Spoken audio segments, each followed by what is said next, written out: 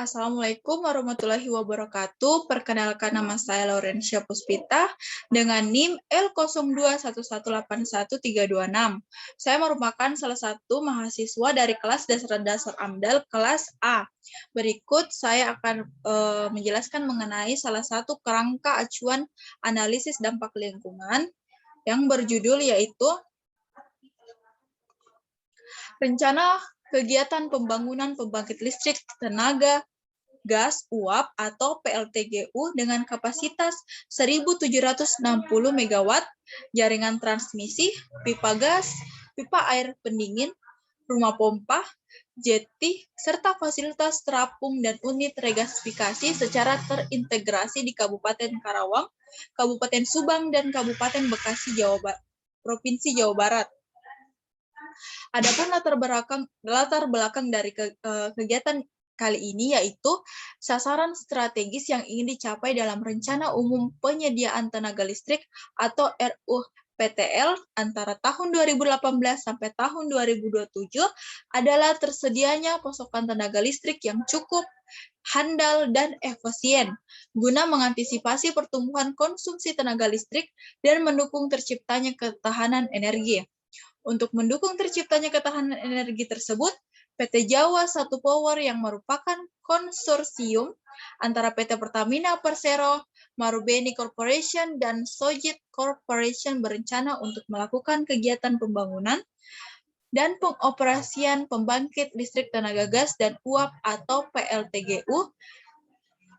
Adapun tujuan dan manfaat dari kegiatan kali ini yaitu tujuannya yang pertama yaitu membantu pemerintah dalam meningkatkan daya mampu pembangkit listrik sejalan dengan pertumbuhan konsumsi listrik yang terus meningkat di Pulau Jawa, Madura, dan Bali. Untuk tujuan yang kedua yaitu menggantikan penggunaan BBM dengan gas untuk meningkatkan efisiensi dan efektivitas penggunaan sumber daya secara berkelanjutan selama 25 tahun operasi.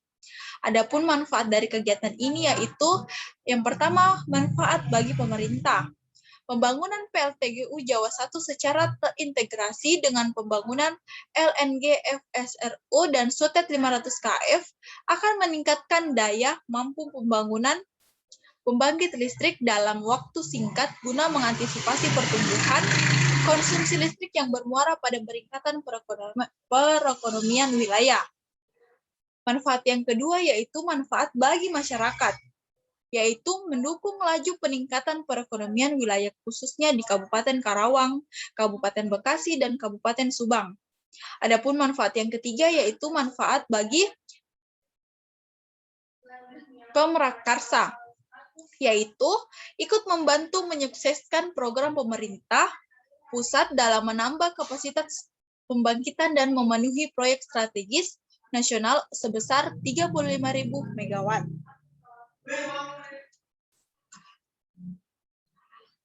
Untuk proyek kali ini diambil alih oleh PT ERM Indonesia dengan alamat perusahaan yaitu di Wisma Aldiron Dirgantara lantai 2, Suite 238-239 Jalan Gatot Subroto, Kafrin 72 Jakarta.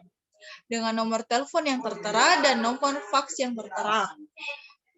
Untuk penanggung jawab dalam kegiatannya itu Bapak William De Jong, yaitu dengan status Presiden Direktur, dengan nomor LPJP AMDAL ADMAL 0037-LPJ-AMDAL garis datar 1 LRK-KLHK.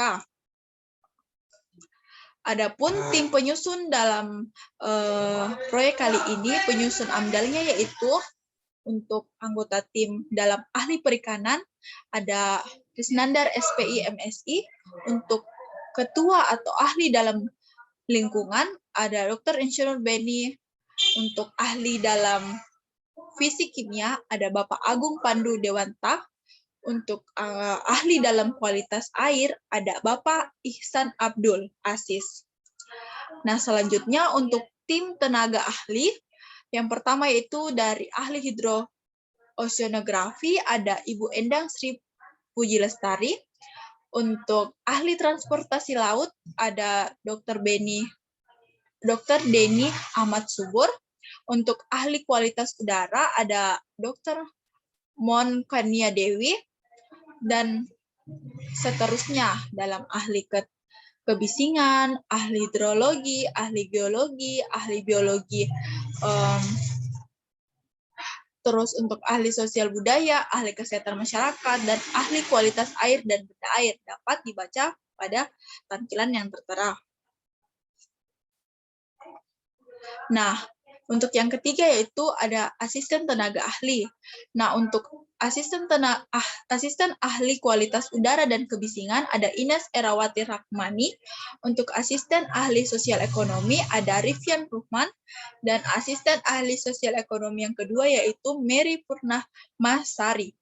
Untuk asisten ahli geologi ada Rio Nugroho.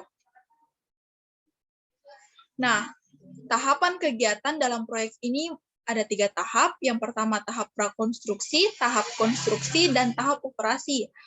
Untuk tahapan prakonstruksi meliputi kegiatan yang pertama itu studi kelayakan, yang kedua perizinan, yang ketiga sosialisasi rencana kegiatan, dan yang keempat yaitu pengadaan lahan. Nah, untuk tahapan konstruksi ini lebih menyuruh ke dalam tahapan yang persiapan kematangan sarana prasarana dalam proyek kali ini.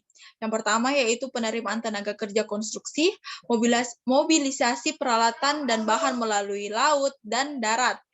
Yang ketiga yaitu pematangan lahan, konstruksi mooring dolphin atau offshore unloading platform, serta penambahan sarana dan prasarana yang dibutuhkan dalam pembangunan pembangkit listrik dalam kegiatan kali ini ya.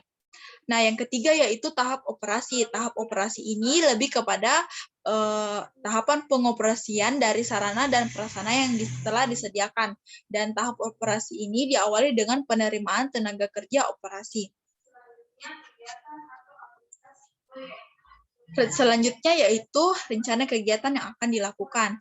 Nah, kegiatan yang akan dilakukan yaitu meliputi 5 kegiatan. Kegiatan pertama itu pembangunan Sutet 500 Cafe dan Gitet sebesar 500 Cafe, serta Gitet Cibatu Baru 2 atau Sukatani sebesar 500 Cafe. Yang kedua yaitu PLTGU Jawa 1 sebesar 1.780 MW dan fasilitas penunjang lainnya. Yang ketiga yaitu penggelaran pipa, gas di dasar laut, intake dan disker di dasar laut. Yang untuk kegiatan keempat yaitu jeti atau terminal khusus dan rumah pompa. Dan untuk kegiatan yang terakhir atau kelima yaitu FSRU. Nah, berikut adalah komponen lingkungan yang berdampak pada kegiatan kali ini.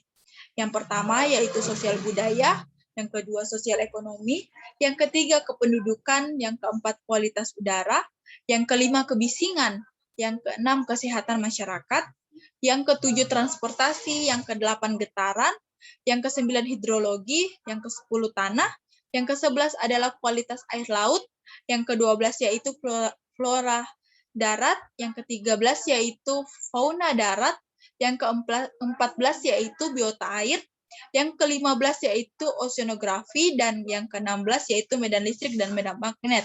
Adapun yang ke-17 yaitu kualitas air permukaan, dan yang ke-18 yaitu gas rumah kaca. Kegiatan kali ini memiliki banyak komponen lingkungan yang didampaki. Oleh karena itu, perlunya pemerhatian dari pemerintah dan pihak-pihak ahli AMDAL yang menyusun kegiatan kali ini, karena kegiatan ini memiliki dampak yang sangat besar terhadap lingkungan maupun masyarakat. Itulah tadi